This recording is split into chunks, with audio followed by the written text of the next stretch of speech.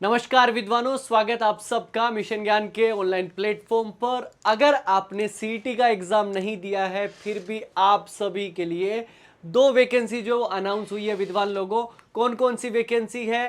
पहली वैकेंसी है सहायक रेडियोग्राफर, असिस्टेंट रेडियोग्राफर, जिसके लिए पद हैं 1067। और दूसरी भर्ती है लैब टेक्नीशियन, जिसके लिए पद जो है वो है आपके 2007।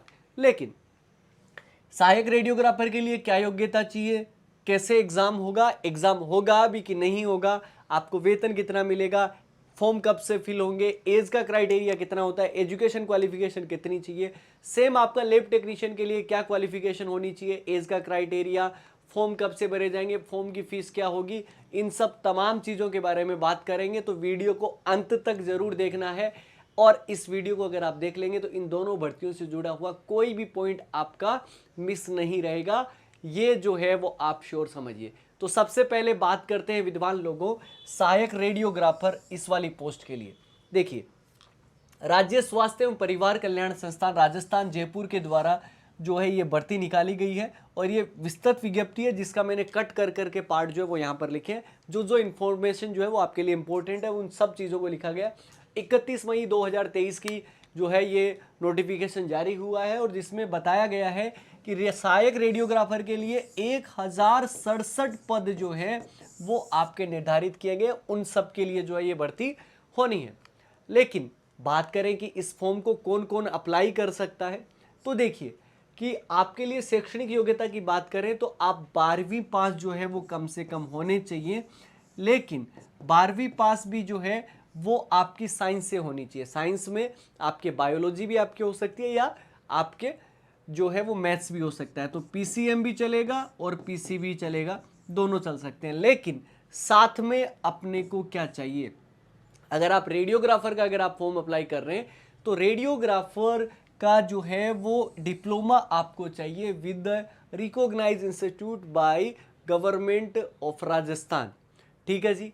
साथ साथ में आपको जो राजस्थान पैरामेडिकल काउंसिलिंग है उसमें रजिस्टर्ड होना जरूरी है। वहां पे पंजीयन संख्या मिलेगी जो कि आपके फॉर्म में अप्लाई होगी। कब फॉर्म अप्लाई होगा वो भी अपन वीडियो में बात करेंगे, कैसे कैसे करना है, क्या क्या चीज़ों का ध्यान में रखना है, इन चीज़ों का जो है वो इस प्रॉपर पूरा वीडियो में आपको बता दिया जाएगा।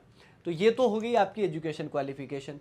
ध्यान रखिएगा यहाँ पर स्पेशली मेंशन किया गया है कि पंजीयन के अभाव में पंजीयन संबंधी अन्य कोई दस्तावेज मान्य नहीं होगा। मतलब आपको वो नंबर जो है वो संख्या चाहिए ही चाहिए। उसके लिए आपने रजिस्टर्ड दे दिया, रजिस्ट्रेशन करवा दिया, रजिस्ट्रेशन नंबर नहीं आए, इस तरीके की चीज़ें जो है वो बिल्कुल नहीं चलने वाली है।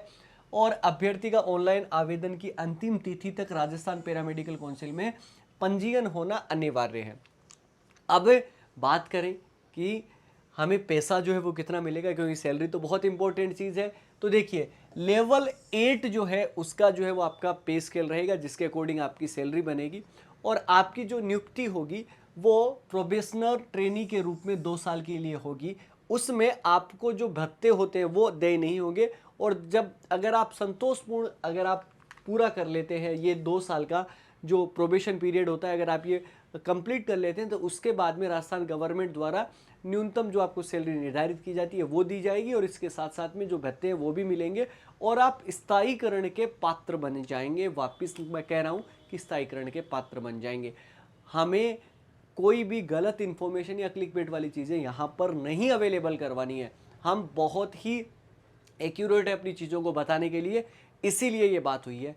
अब बात करें विद्वान लोगों कि यहाँ पर आयु सीमा जो है वो कितनी रखी गई है। तो अगर आपकी न्यूनतम एज अगर आप 18 है और अधिकतम एज जो है वो अनरिजर्व कैटेगरी के लिए, जनरल के लिए जो है वो आपकी कितनी हो सकती है, अधिकतम 40। तो 18 से 40 साल तक की अगर आपकी एज है तो आप इस फॉर्म को फिल कर सकते हैं। साथ साथ में एज के रिलैक्सेशन यानी कि छूट की बात करी जाए तो अगर आप सामान्य वर्ग की महिला हैं तो आपको 5 साल की जो है वो छूट मिलेगी अधिकतम आयु सीमा में। और राजस्थान राज्य की अनुसूचित जाति जनजाति SC ST या फिर अति पिछड़ा वर्ग या अन्य पिछड़ा वर्ग या आर्थिक रूप से कमजोर EWS मतलब महिला आवेदक है तो आपको 10 वर्ष की छूट दी जाएगी। और अगर आप विधवा या फिर तलाकशुदा है तो आपको जो है वो अधिकतम आयु सीमा जो है वो निर्धारित नहीं की गई है, आप जब चाहें तब तक फॉर्म भर सकते हैं। अच्छा जी, इसके साथ साथ बात करें कि आवेदन कर दिया हमने, अब चयन सिलेक्शन प्रोसेस जो है वो आपकी क्या होगी ये आप देखिए। यहाँ पर पहली बात तो ये है कि एग्ज़ाम जो है वो लिया ही नहीं जाएगा। अच्छा जी, जब अगर आपका बिना एग्ज़ाम के सर्विस में हो जाएगा तो फिर क्या ही मजे हैं। लेकिन विद्वान लोगों, इसके लिए जो आपको योग्यताएं मांगी गई है उनका पूर्ण होना बहुत आवश्यक है। तो किस तरीके से सिलेक्शन प्रोसेस होगा कि 70% जो है ना वो तो लिया जाएगा 12वीं से आपका, मतलब 12वीं में जितने आपके नंबर बने उनका 70% प्लस 30% जो है वो आपका किसका लिया जाएगा, 30% लिया जाएगा जो आपने डिप्लोमा, व्यावसायिक डिप्लोमा जो आपने किया है उससे।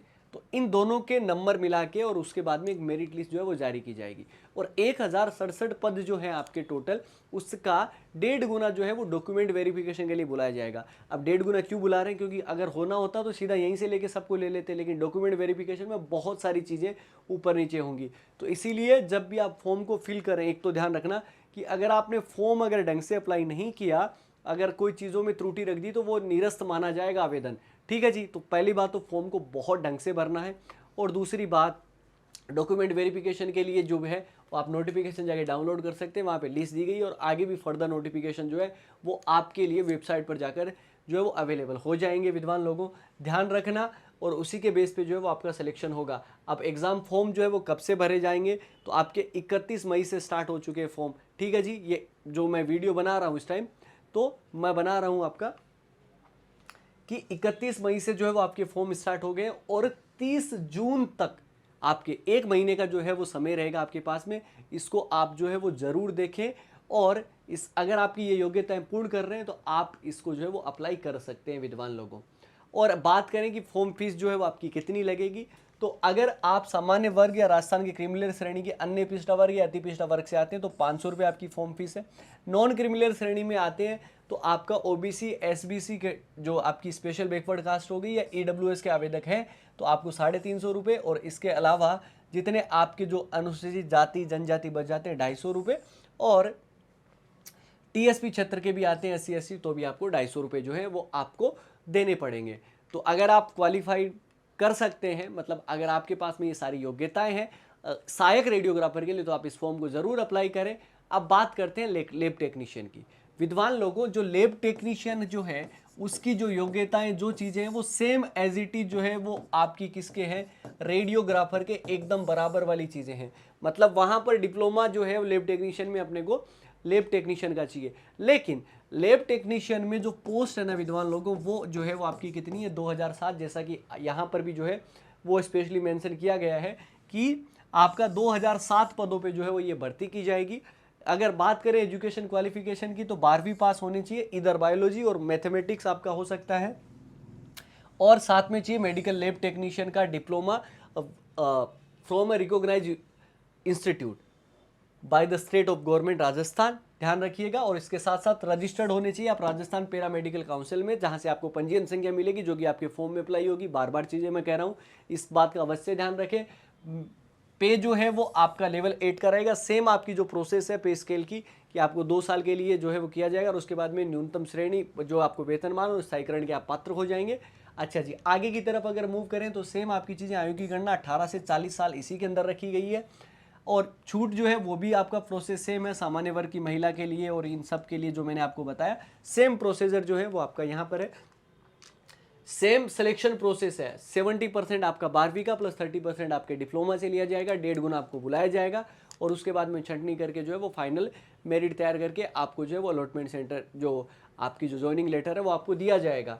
और 500 रुपये इसी के लिए सामान्य वर्ग से आते हैं। अगर आप नॉन क्रिमिनल श्रेणी के अगर आप आते हैं ओबीसी, एसबीसी या ईडब्ल्यूएस तो आपको 350 रुपये, SC ST या TSP क्षेत्र से आते हैं तो भी आपको 250 रुपये जमा करवाने होंगे। तो विद्वान लोगों, ये कंप्लीट इन्फॉर्मेशन थी। उम्मीद करूंगा कि कोई भी एक ऐसा पॉइंट नहीं छोड़ा गया कि जहां पर आपको क्वेश्चन पूछने की भी जरूरत पड़े। फिर भी मानवीय भूल समझिए, आप किसी भी तरीके से अगर मैंने कोई पॉइंट छोड़ा है या आपकी कोई क्वेरी है तो आप कमेंट बॉक्स में जो कमेंट कर सकते हैं, इन बातों का जवाब मैं ज़रूर दूंगा। अगर आप चाहते हैं कि ऐसी अपडेट आपको लगातार मिलती रहे तो आप चैनल को सब्सक्राइब जरूर करें, क्योंकि मिशन ज्ञान इंस्टीट्यूट निःशुल्क शिक्षा को समर्पित संस्थान। तो मिलते हैं एक नए वीडियो में, तब तक अपना ख्याल रखें, सुरक्षित रहें और जुड़े रहें मिशन ज्ञान के साथ। धन्यवाद। जय हिंद, जय भारत, जय राजस्थान।